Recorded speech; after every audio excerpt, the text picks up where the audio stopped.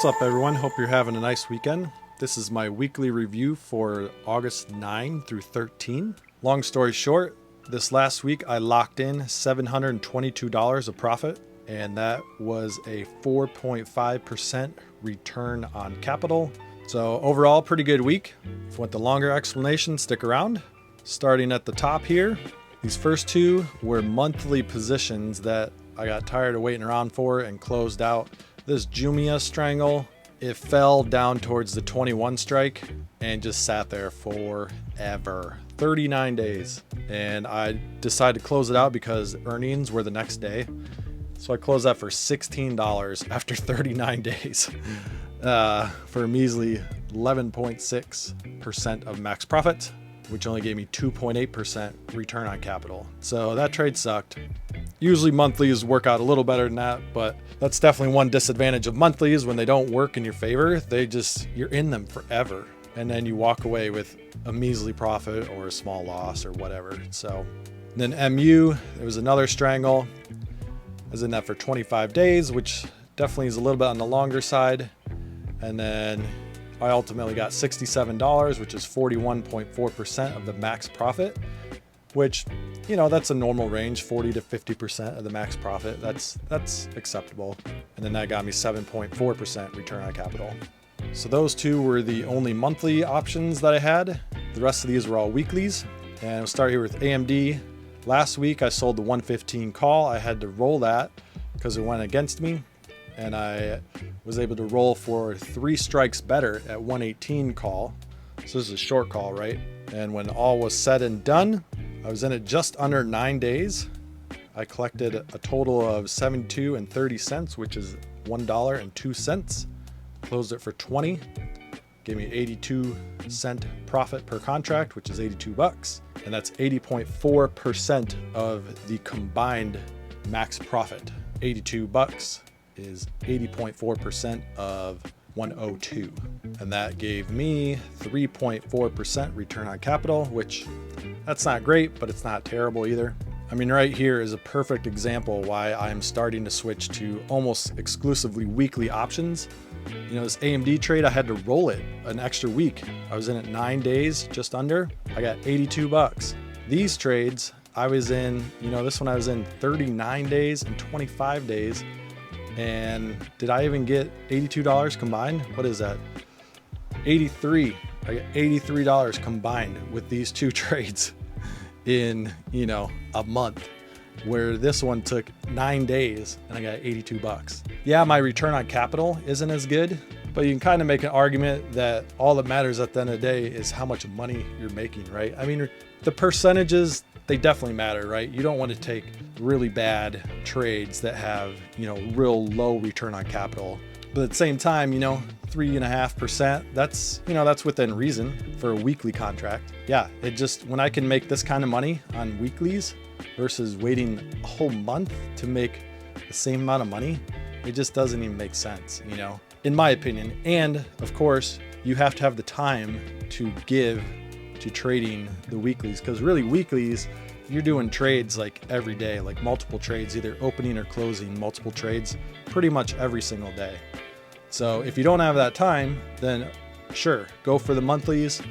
You just check in, you know, maybe you'll open a trade like once a day, and then maybe you'll close a trade the next day or something. It's like an every other day kind of thing. Really, the monthlies are just less active, where if you have more time, you can do the weeklies where you're more active. And I guess it makes sense. The more active you are, in theory, the more money you can make. However, that does come to a tipping point, because I've tried to day trade before, like on a consistent basis, and man, that just does not work. That takes all of your time and you don't make hardly anything. At least it was hard for me to make a decent amount of money. So the weeklies, in my opinion, are like this sweet spot in between, where you're putting in, you know, more time, so you're more active, but it's not sucking up your entire day, right?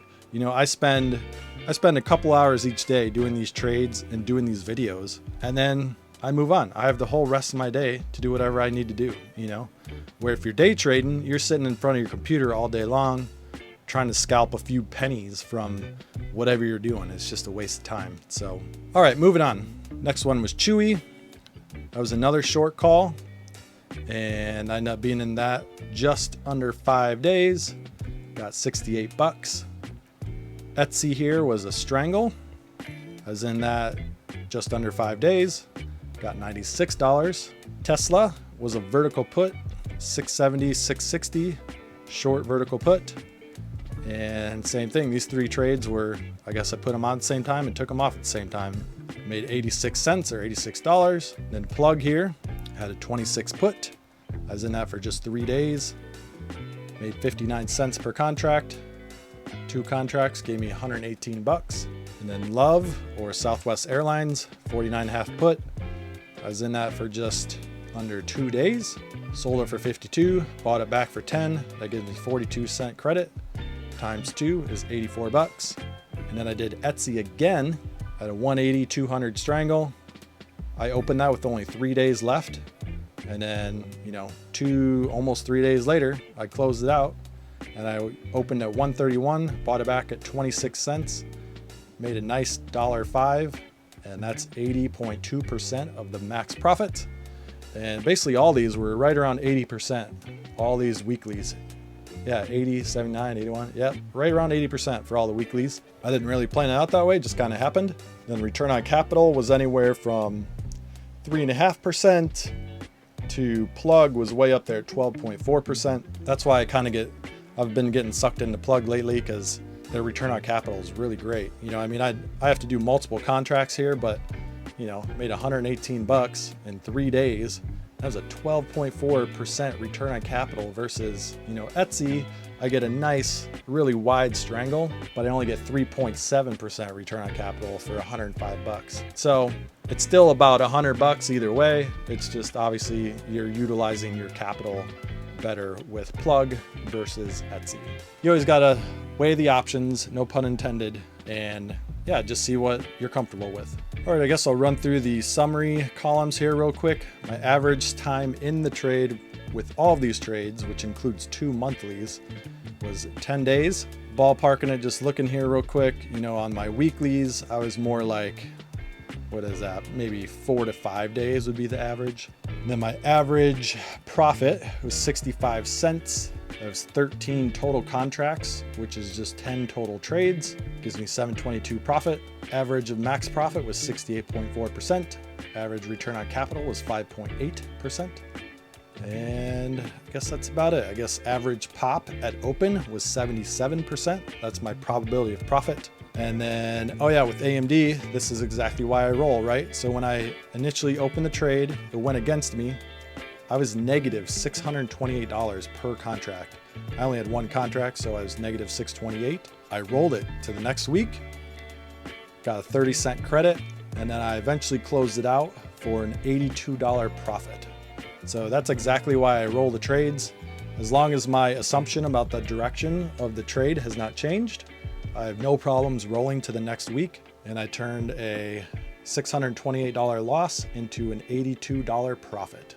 So that's like a solid $700 swing back in my favor. Just one thing to keep in mind when you roll, you are technically realizing this loss on your account on a temporary basis, but since you stick with the trade and then you roll it out the same position or a similar position for a credit, as long as you roll it for a credit, you're actually making more money in the long run as long as the trade eventually goes in your favor, right? So I rolled that for the credit, got a better strike even on this one. I went from the 115 to 118. And then ultimately I bought it back for 20 cents, which gave me 82 cents, 82 bucks. Essentially when you roll, you're just saying, okay, I lost this trade, but I'm going to keep track of it, right? And I'm going to add to it. And I still think my strike is a good strike, and I just need more time for my position to be right. So when you roll it for a credit, which means you are selling more time as the seller. And then if you're right, it eventually comes back in your favor, and you have to close it out for a higher percentage of the max profit. But ultimately you can make your money back and even make a profit. I guess to wrap things up here, I didn't have a video on Friday, and that's because I didn't open any new positions. And all I did actually was I just closed this one trade here, right? Etsy, I closed on Friday, and that was it. I had to roll 3 trades to next week.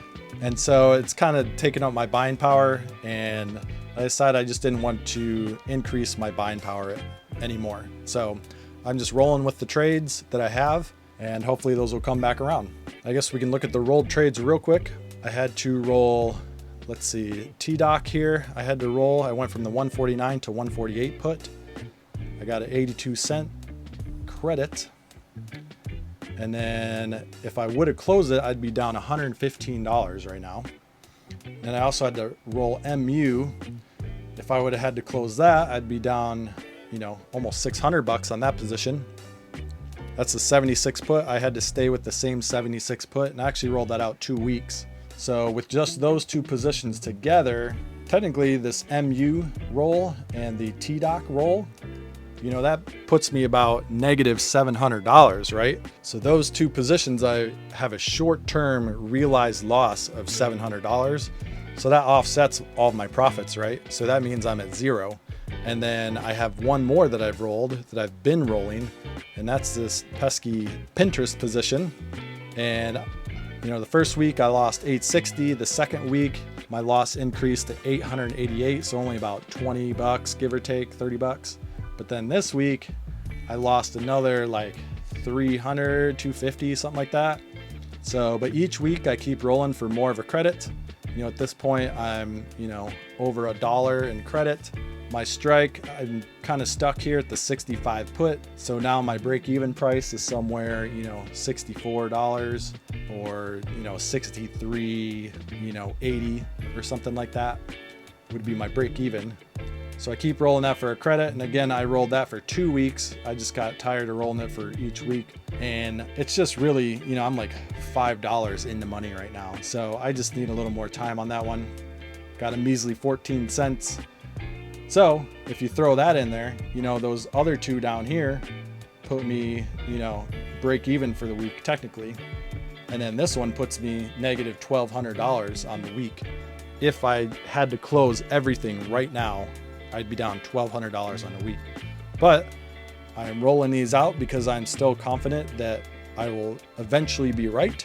And as long as I can roll for a credit, I will continue to do so, or until my assumption about the direction changes. And Pinterest, I think it was flat after I rolled it on Thursday. I didn't gain or lose anything back yet. T-Doc was the same, but let's see, MU down here, that's right, MU, in just one day I had regained like $150 or something. So instead of 600, I was only down, 450. That's kind of the whole point of rolling trades, right? The first goal is to minimize your loss. If that's a success, then the second goal is to break even. And then if you still feel comfortable, you can keep going and eventually make a profit, right? So that's kind of the whole system there with rolling, is you're trying to minimize your loss, then break even, then make a profit. So we'll see. I'm not worried about any of these positions at this point, but that could change. Something could change and I just say, all right, this isn't going in my favor, and I could just close it out for a loss. So anyways, I think that covers everything. Let me know if you have any questions. If not, I hope you have a good rest of the weekend, and I will see you next week.